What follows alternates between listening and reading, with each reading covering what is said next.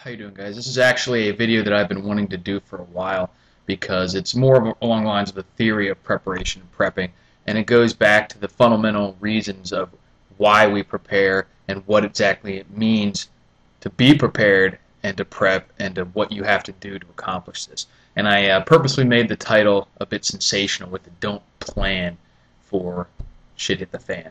And a lot of people will think that this is, at least upon seeing the title, will think that I'm telling you not to prepare for a shit hit the fan scenario, not to be prepared for the future, which is actually not what I'm saying. And that's why I use specific wording and I said don't plan for shit hit the fan.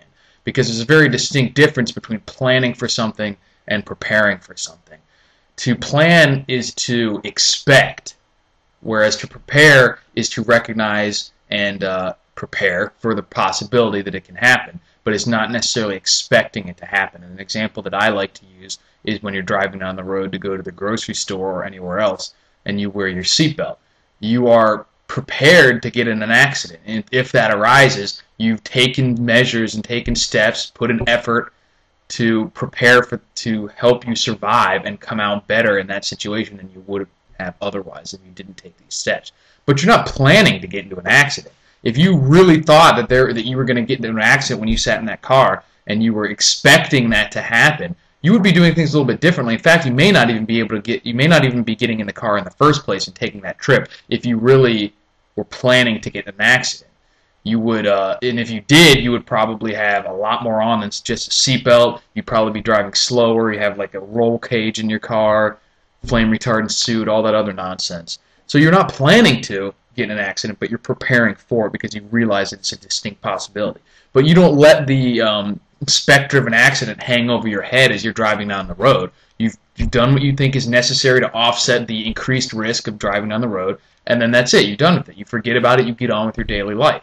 And I think that's one key aspect of preparation that people are missing. You know, they focus on the negative instead of using the preparations so that they don't have to worry about it. It just increases their worry. The whole point is to improve your life, using these preparations to make your life better. And that's something that I think is very important, is that you need to prepare in such a way that your life is better, whether or not these things actually happen. Because if you plan to get in an accident and it never happens, you're just going to be spending a bunch of money, a bunch of time, not getting the things that you need to do or not doing them well. And it may never happen to begin with. But at the same time, it's stupid to not prepare at all or to pretend like it's not even a possibility that you could get into an accident, because it's a very real possibility. And lots of people do get in accidents. So you have to find a balance in between those two. You don't want to plan for something that's probably not going to happen. I mean, as likely as an accident is in your car, it's more likely that you'll get to where you're going without getting in an accident. And even though the implications of getting into an accident are serious, you don't want to make that your primary focus. That's not why you're getting into a car. You're getting into a car to go somewhere, to go to point B, to pay your bill, to go grocery shopping. That's the goal. Preparing is just to enhance your ability to accomplish that goal safely. So that's what we need to figure out when we're talking about preparing. Figure out what your goal is, and then the preparation should all be enhancing that. For me, my goal is to be able to continue to enjoy life in the manner to which I've become accustomed, as long and as easily as possible. So there's, getting into the bunker mentality doesn't do that for me. That makes my life worse. Yeah, it may enhance my ability by a little bit to survive something crazy if it ever does happen, but you're reaching the point of diminishing returns too. From where I am like my current level of preparations, I'm extremely well prepared for the vast majority of likely things that could ever happen. Now, there could be something like an all-out nuclear war, or an asteroid, striking like in the movies and books and things like that would really, turn it into a road warrior or the road type situation. That I'm not 100% prepared for that. But to do that would really make my life worse in the short term. To really try and prepare 100% for situations like that are extremely unlikely is not going to improve my life on a day-to-day basis. So you have to find that balance, because you can never be prepared 100% for everything. So you need to pick and choose what you're going to prepare for, what your goals are. Doing all this stuff like living in a bunker, that doesn't work towards my goal that I've already stated of enjoying my life and getting the most out of it. That decreases it. I statistically speaking, if you do the math, I may be adding like a tiny expected value, maybe a year onto my life, just because there's a slim possibility something could happen like that. But you don't want to go that far overboard. So focus on the preps that improve your life during the good times and the bad, like I've already stated. Jack Spirko of the Survival Podcast, his motto for the show is helping you live a better life if times get tough or even if they don't. And I think that's the most important thing, because the only reason you want to get through the bad times and survive them is so you can enjoy life. It's not just to say, hey, I beat it. You know what I mean? Because what's the point? If you're miserable the entire time and your life sucks, you know, what's the point of surviving it if you're just making yourself miserable the whole time anyway? So the point is actually to improve your life, and that's the things that you need to be focused on. So ask yourself a question. If you're about to do something, does this make my life better? So an example would be having, if you had water bottles, you know, filling every inch of your house, or you never leave because you're worried about something is going to happen, that's not making your life better. Whereas something like a well in your backyard, where you have a constant supply of water, you're getting it probably cheaper. If you have, you know, the proper pump, it could be there regardless of power interruptions. That makes your life better, even if nothing ever happens. But certainly if something does happen, you're set up to survive it really well. Keep your lifestyle the way you want it to be. Keep you enjoying life. That's the goal. That works towards the goal. That passes the test. So a lot of things that fall into this test, or that pass the test, it's related to independence, security, and enjoying your life. Those are the three things that I like to focus on. If it doesn't help me be more independent from the system, if it doesn't help me be more secure or safe, and if it doesn't enhance my life, then there's really no reason for me to be doing it. Because you want to have the system is there to make your life better. I'm not talking about the system is in the government, but you know, things like infrastructure, things like electricity, the grid, you know, computers. That's all part of the system. And those things make our lives extremely easy, extremely comfortable. They make our lives great in a lot of ways.